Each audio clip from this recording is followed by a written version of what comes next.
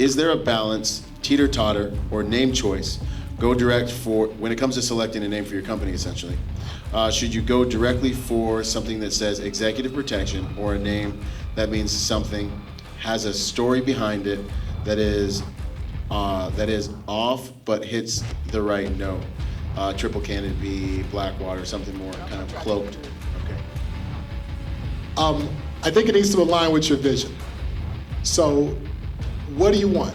Clearly, you could be the executive protection company, and someone says, "Okay, great, I understand what it is you do."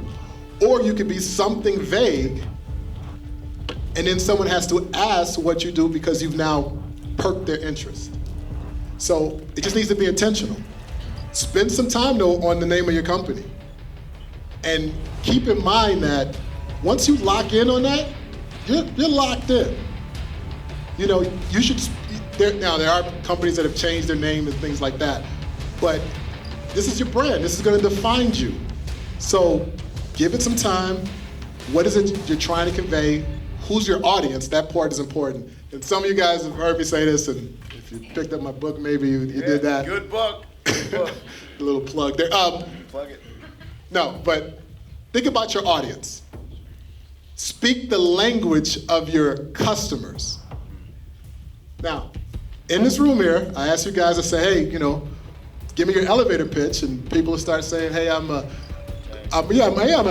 executive protection, corporate protection, level 3 specialist, you know, where is it? The UK people over here, they call themselves minders. I get all of that. But the clients don't know what that shit means. They don't. So if you're speaking the language of your customers, I went to film school, weird enough.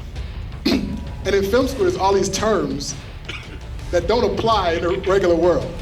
So, yeah, exactly. So, you know, go introduce me to the key grip. You know, who's the best boy?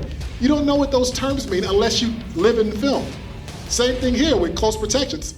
So we understand what these terms mean here, but do our clients, do they understand it quickly? And I say all that to say is because when you're thinking about choosing a name or choosing a logo, and you know, I've ruffled a couple feathers very on in my career. I started a blog and I called it bodyguardblog.com. And they were like, yeah. And they were like, you know, we don't use the term bodyguard. It's knuckle draggers and all of that kind of stuff. Bouncers with a gun. Yeah, bouncers, yeah, I get it. Except, you know who does use the term bodyguard? All of the clients. All of the clients use it. Every civilian ever. Yeah, so we're just going to be incestuous and just talk to us, right? Feel cool. When they're searching, they search the term bodyguard. So think about your marketing, think about your branding, and then say, am I losing potential customers because of how I'm phrasing it, for what I'm talking about, or because I don't want to use certain terms? The Executive Protection Forum. Join the conversation of the executive protection industry. Get your tickets now while supplies last. We are capping off this event so everyone can get into our conversation with protectors at the top of the game. I look forward to seeing you there.